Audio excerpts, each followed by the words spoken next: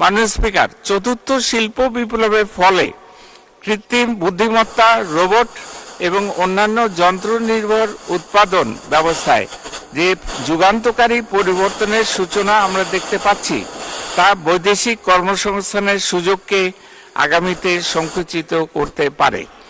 এই চ্যালেঞ্জ মোকাবেলায় প্রয়োজনীয় দক্ষতা ও জ্ঞান অর্জনের উপযোগী পরিবেশ এখন থেকেই তৈরি করার উদ্যোগ নেওয়া প্রয়োজন।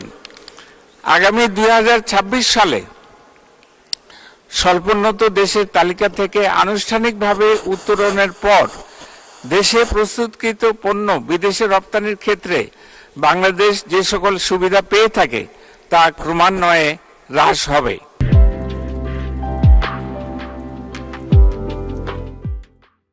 পাশাপাশি দেশে প্রস্তুতকৃত যে সকল পণ্য আমদানি শুল্কের মাধ্যমে স্থানীয় বাজারে দীর্ঘদিন ধরে প্রতিরক্ষণ সুবিধা পেয়ে আসছে, আগামীতে তারাও মুক্ত প্রতিযোগিতার সম্মুখীন হবে। পরিবর্তিত এই বাস্তবতায় স্থানীয় শিল্পকে নিজেদের দক্ষতা ও কৌশল দিয়েই বহির্বিশ্বের সাথে প্রতিযোগিতা করে টিকে থাকতে হবে। মাননীয় স্পিকার, মূল্যস্ফীতির হার কমিয়ে আনার লক্ষ্যে সংকোচনমূলক মুদ্রানীতি অনুসরণ করা হচ্ছে এবং রাজস্ব নীতিতেও সহায়ক নীতি কৌশল অবলম্বন করা হচ্ছে। মূল্যস্ফীতির চাপ থেকে সাধারণ মানুষকে সুরক্ষা দিতে ফ্যামিলি কার্ড, ওএমএস ইত্যাদি কার্যক্রম জোরদার করা হয়েছে। আমাদের গৃহীত এসব নীতি কৌশলের ফলে আশা করছি আগামী অর্থবছরে মূল্যস্ফীতি 6.5% নেমে আসবে। একই সাথে কর রাজস্বের পরিমাণ জিডিপির 10% উন্নীত করার লক্ষ্যে প্রশাসনিক সক্ষমতা বৃদ্ধি, কর জাল সম্প্রসারণ এবং কর আদায় ও রাজস্ব ব্যবস্থাপনার অটোমেশন এবং হিউম্যান ইন্টারফেস কমানো ইত্যাদি পদক্ষেপ গ্রহণ করা হচ্ছে।